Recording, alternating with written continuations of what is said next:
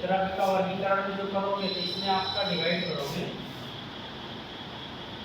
दो भाग। एक जो होता है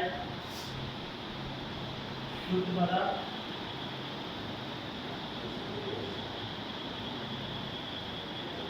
और एक जो होता है अशुद्ध पदार्थ।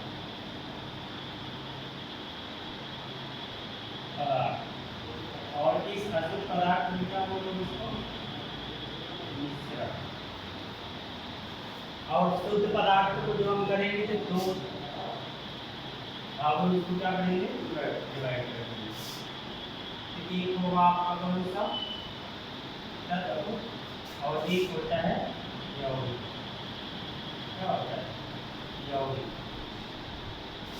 और फिर इसके बाद अशुद्ध पदार्थ में जो रहेगा मिश्रण को इसको डिवाइड करोगे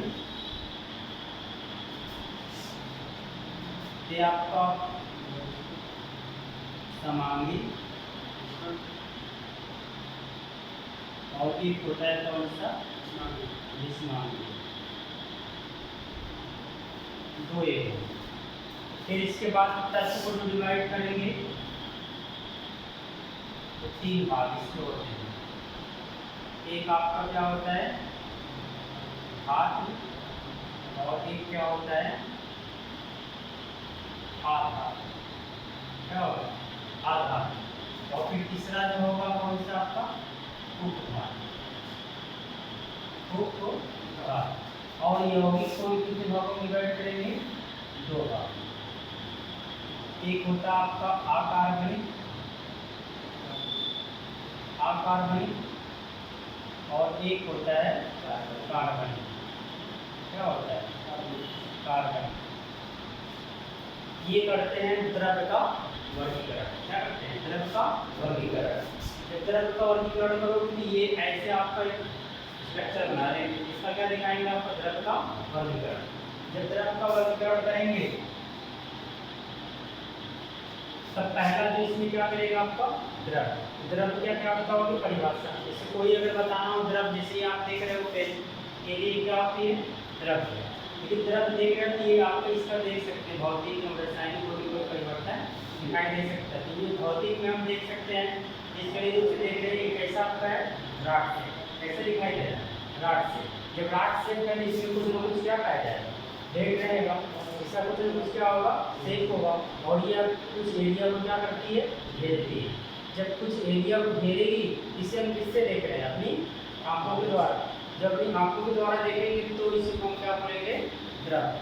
तो द्रव्य में केवल यही बताओगे कि द्रव्य में कुछ ना कुछ क्या पाया जाएगा भार होता है और कुछ न कुछ क्या होता है इसमें द्रव्यमान। भार उसी को हम क्या बोलेंगे भार या द्रव्यमान होता है। और इसमें कुछ न क्या करता है स्थान को अपने को घेरता है। जब स्थान घेरेंगे तो इसे हम केवल अपनी आंखों के द्वारा देख कर क्या कर सकते हैं अनुभव। जब अपनी आंखों के द्वारा देख अनुभव करेंगे तो उसको हम क्या बोलेंगे द्रव्य। द्रव्य में आप जैसे देख सकते हो केवल इसका बता सकते हैं इसमें क्या होगा भार पाया जाएगा। क्या होगा भार आयतन रहेगा। स्थान को क्या करेगी घेरेगी। स्थान हम घेरती है। और इससे क्या करते हैं अपनी आंखों के द्वारा क्या कर सकते हैं आंखों के माध्यम से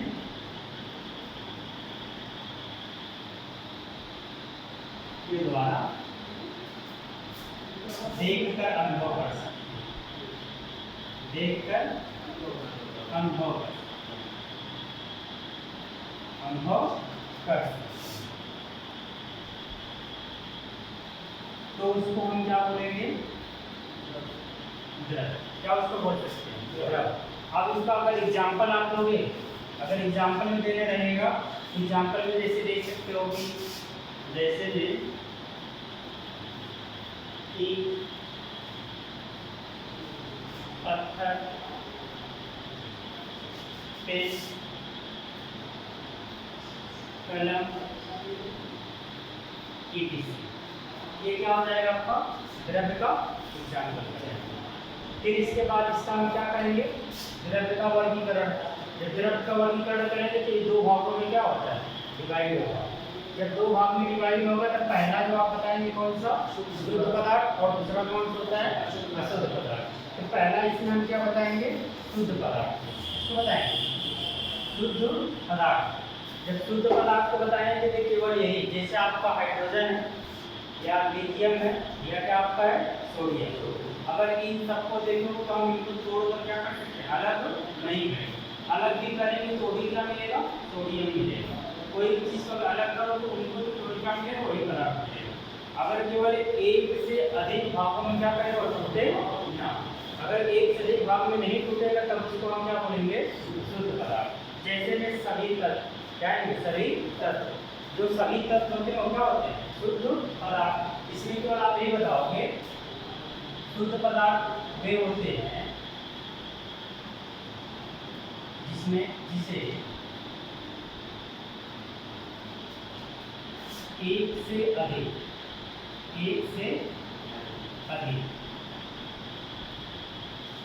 से अधिक भागों में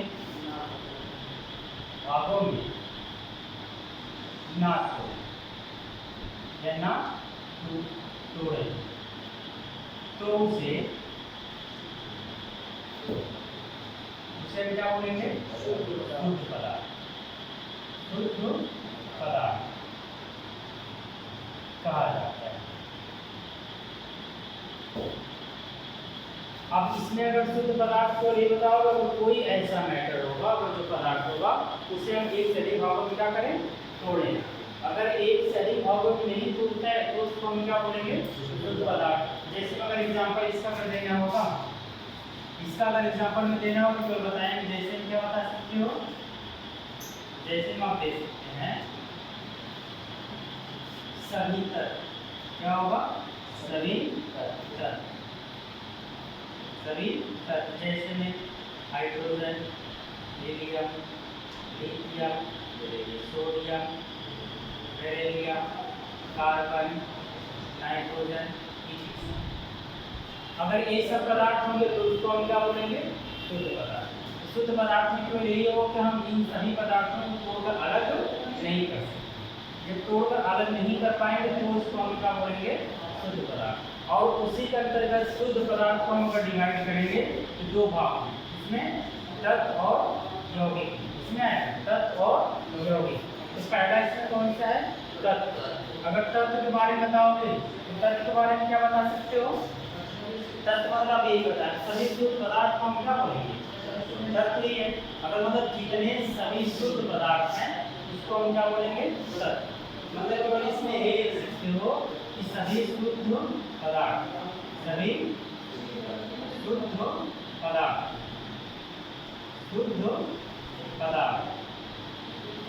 को क्या बोलेंगे तत्व को तत्व कहा जाता है।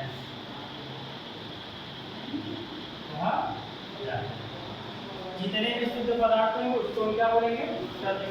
सभी तत्व मतलब क्या होंगे जैसे मैं लिखते हो कौन सा हाइड्रोजन है मैग्नीशियम है एन है एल्युमिनियम है आयरन है।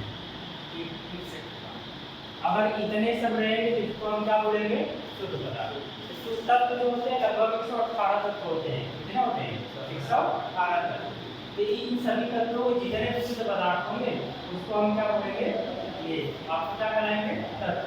और तत्व को हम 3 भागों में डिवाइड करेंगे। कितने भागों में करेंगे 3 भाग। पहला जो है धात दूसरा कौन सा है अधात और तीसरा कौन सा है उपधात। तो पहला आपका जैसे इसमें क्या बताओगे धात में तो धात का जो लक्षण होता है तो धात का जो लक्षण बताएंगे जिसमें केवल आप यही बताएं सभी जितने भी धात में होते हैं सब में क्या होते हैं धन आयन बनाने की क्या रखेंगे रखते। जितने भी धातु होंगे सब में क्या होगा धात्विक लक्षण पाए जाएंगे। अगर धात्विक लक्षण पाए जाते हैं तब उसको हम क्या बोलते हैं धात। धात में केवल आप जैसे बताओगे कि धात में अगर लक्षण जो होता है अगर इसका लक्षण देखेंगे तो पहला आप ऐसे बता सकते हैं कि धात का सभी धात में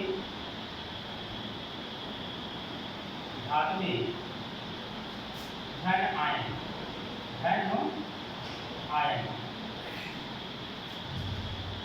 बनाते हैं। और दूसरा अगर इसका लक्षण दिखाएंगे, अगर दूसरा लक्षण बताएंगे, सभी धातुएं क्या होती हैं? विद्युत के सुचालक। क्या होती है? विद्युत के सुचालक। सुचालक मतलब यही कि जिसमें विद्युत का क्या हो, आसानी से हम प्रवाह कर सकें। अगर आसानी से प्रवाह करेंगे तो उसको हम क्या बोलेंगे? सुचालक। और तीसरा बताएंगे चमक। क्या होती है? चमक। चमक मतलब जितने भी धातु होंगे सब में क्या पाई जाएगी? चमक पाई जाएगी। जो अपनी चमक दिखाए उसको हम क्या बोलेंगे? धातु। फिर चौथा बताएंगे तन्यता का गुण। तन्यता का गुण। तन्यता का गुण। तन्यता का गुण मतलब यही होता है कि धातुओं को हम क्या कर सकते हैं? पतले तार के रूप में खींच सकते हैं, तो उसको हम क्या बोलेंगे? तन्यता का लक्षण। अगर पांचवा बताएंगे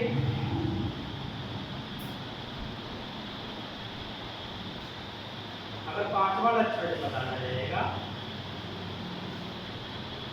अगर पांचवा लक्षण दिखाएं तो ये बताएं इसमें क्या होगा?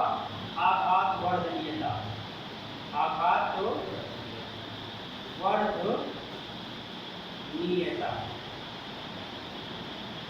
आघात वर्धनीयता मतलब होगा कि इसमें हम जब किसी धातु को हथौड़े से क्या करते हैं?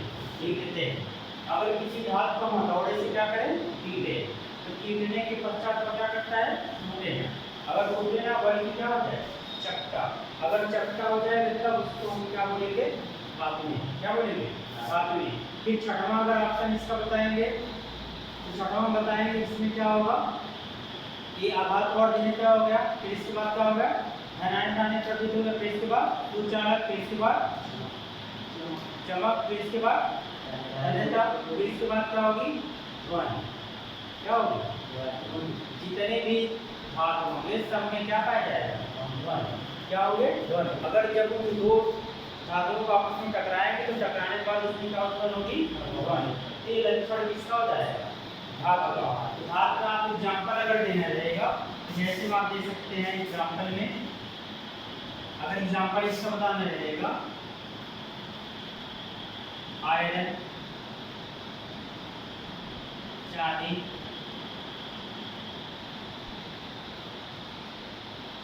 फिर इसके बाद क्या बोलते हैं? एल्युमिनियम,